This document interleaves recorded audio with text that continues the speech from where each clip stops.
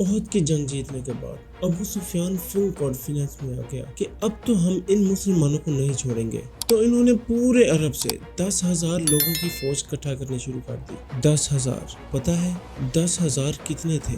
پورے مدینہ کی آبادی، بڑے بچے مرد عورت بوڑھے سب کے سب ملا کر بھی 10,000 مدینہ کی ٹوٹل آبادی نہیں تھی۔ کافروں کی ان تیاریوں کا جب رسول صلی اللہ علیہ وآلہ وسلم کو پتہ چلا تو انہوں نے جلد ہی ایک میٹنگ بلائی۔ تو ان سب کو پتہ تھا کہ لڑائی تو امپاسبل ہے، کچھ اور ہی کرنا پڑے گا۔ تو اس میٹنگ میں ایک فورن نیشنل شخص سلمان فارسی بھی تھے۔ تو انہوں نے ایک ایڈوائس دی۔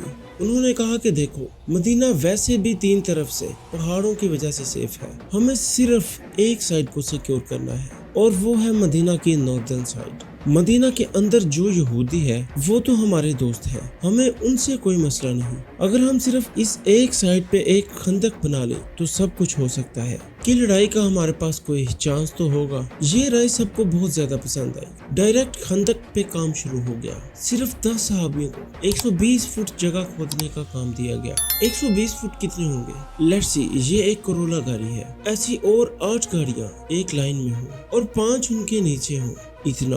اور یہ سارا کام ان کو ایسی حالت میں کرنا تھا کہ بھوک کی وجہ سے پیٹ پر پتھر باندھے ہوئے تھے۔ ان ٹوٹل صحابیوں نے بہت ہی کم عرصے میں مدینہ کے ناردرن سائڈ پر 6 کلومیٹر لمبی خندق کھود ڈالی۔ اب یہ 6 کلومیٹر کتنا ہوتا ہے؟ لیٹس سی، یہ ایک کرکٹ اسٹیڈیم ہے۔ اسٹیڈیم بہت بڑا ہوتا ہے۔ ایسے ہی اگر 36 کرکٹ اسٹیڈیم ایک لائن میں رکھے جائے تو اتنی لمبی خندق بنتی ہے۔ خندق کھودتے وقت ایک بہت بڑا پتھر بہت ہی کوشش کے بعد ٹوٹ نہیں رہا تھا۔ تو صحابہ نے رسول صلی اللہ علیہ وآلہ وسلم سے کہا کہ یہ تو ایک مسئلہ ہو گیا۔ رسول صلی اللہ علیہ وآلہ وسلم نے ایک کلہاڑی اٹھائی اور اس پتھر کو زور سے ماری اور کہا شام سیریا میرا ہے اور اس کے پیلسز کو میں ابھی اسی وقت اپنے سامنے دیکھ رہا ہوں۔ اور پھر دوبارہ پتھر پر مارا اور کہا ایران کو بھی میں دیکھ رہا ہوں، ایران بھی میرا ہے۔ اس وقت ایران کے پیلسز میں اپنے سامنے دیکھ رہا ہوں۔ اور پھر پتھر پر تیسری بار زور سے مارا اور وہ پتھر چھوٹے چھوٹے ٹکڑوں میں ٹوٹ گیا۔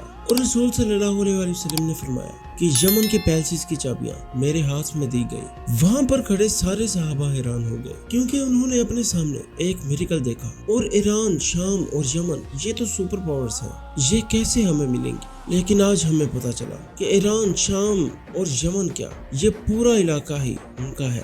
وہاں پر کھڑے سارے منافقین ہنسنے لگے کہ کھانے کو تو کچھ ہے نہیں، پیٹ پر پتھر باندھے ہوئے ہیں اور سامنے 10,000 کی فوج ان کو مارنے کے لیے آ رہی ہے، اور یہ لوگ شام، ایران اور یمن فتح کرنے میں لگے ہوئے ہیں۔ مکہ والوں کی فوج پہنچی تو ٹینشن میں پڑ گئی کہ یار یہ کیا ہوا، یہ تو ہم نے سوچا بھی نہیں تھا۔ اینڈ ٹو بی نیسٹ، وہ لوگ اگر ڈائریکٹ حملہ کرتے، سرپرائز اٹیک، تو وہ مسلمانوں کو ختم کر سکتے تھے کیونکہ ان کی فوج پورے مدینہ کی آبادی سے بہت زیادہ تھی۔ جب دونوں فوجیں آمنے سامنے تو دور سے ایک دوسرے کو دیکھنے لگی۔ مسلمان بھی ریلیکس بیٹھے ہوئے تھے، کوئی فکر ہی نہیں تھی۔ کوئی اگر ان کی فوج کے سامنے آتا تو مسلمان ان کو تیروں سے مار دیتے۔ کافی دیر یہی سسٹم چلتا رہا اور آخرکار کافروں کے ایک گروپ کو بہت غصہ آیا۔ انہوں نے کسی طریقے سے اس خندق کو کراس کر کے اندر گھس گئے اور اس گروپ میں ابو جہل کا وہی بیٹا اکرمہ وہ بھی موجود تھا۔ پھر حضرت علی نے جا کر ان کے لیڈر کو مار دیا اور وہ سارے بھاگ گئے۔ لیکن یہاں پر ابو سفیان نے بہت ہی زبردست گیم کھیلی اور کہا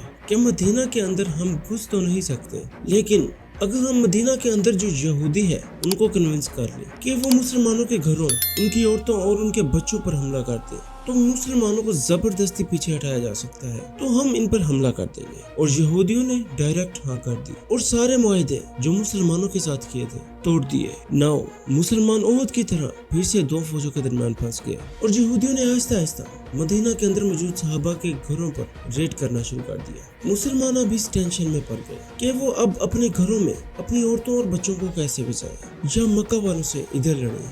بہت ہی ٹینس سچویشن تھی مسلمانوں کے لیے، یہاں تک کہ رسول صلی اللہ علیہ وآلہ وسلم نے کہا کہ اب مدینہ والوں کے گھروں کو بچانے کے لیے صرف ایک ہی راستہ ہے کہ ہم کافروں کے ایک گروپ سے ڈیل کر لیں کہ اگر ہم ان کو ہر سال مدینہ کے کھیتوں میں سے جو کراپس ہوتی ہے اس کا 1/3 حصہ ان کو دیں گے۔ لیکن صحابہ نے کہا کہ اگر یہ اللہ کی طرف سے ہے تو ہم بالکل ڈیل کر لیں گے، لیکن اگر آپ ہمارے بچوں کو بچانے کے لیے اتنی بڑی قربانی دیں گے تو ایسا نہ کریں، ہم آخری سانس تک لڑائی کریں گے۔ اتنی ٹینس سچویشن میں कि मुसलमान बिल्कुल हौसला हार रहे थे। कहानी में एक बहुत बड़ा ट्विस्ट आया और एक बंदे की एंट्री होती है जो पूरी गेम को एक सिंगल हैंड में ही तब्दील कर देता है। नेक्स्ट डे काफिरों की फौज से एक बंदा सामने आया और कहने लगा कि मुझे मोहम्मद से मिलना है।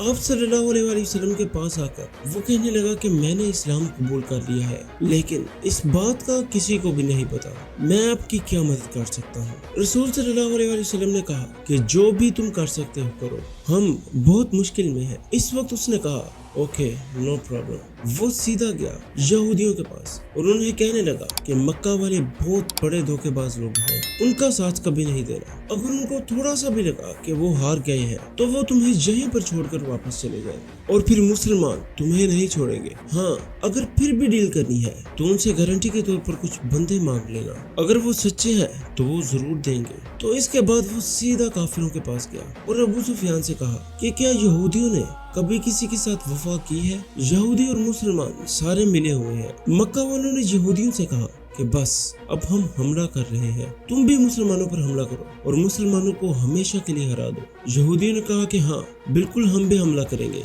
लेकिन अब गारंटी के तौर पर हमें कुछ बंदे तो दे। मक्का वालों ने यहूदियों की बात नहीं मानी तो यहूदियों ने भी कहा कि हाँ ये तो हमारे साथ धोखा कर रहे हैं। तो इस तरह यहूदियों और मक्का वालों की अलायंस टूट गई और मुसलमान दोबारा से गेम में वापस आ गए, क्योंकि अब उनका दुश्मन सिर्फ उनके सामने ही खड़ा था और मदीना के अंदर से सारे खतरे खत्म हो गए।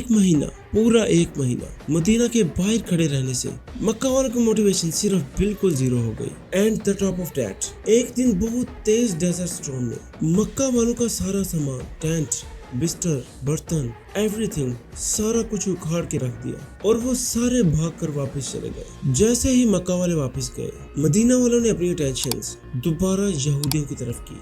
सब्सक्राइब।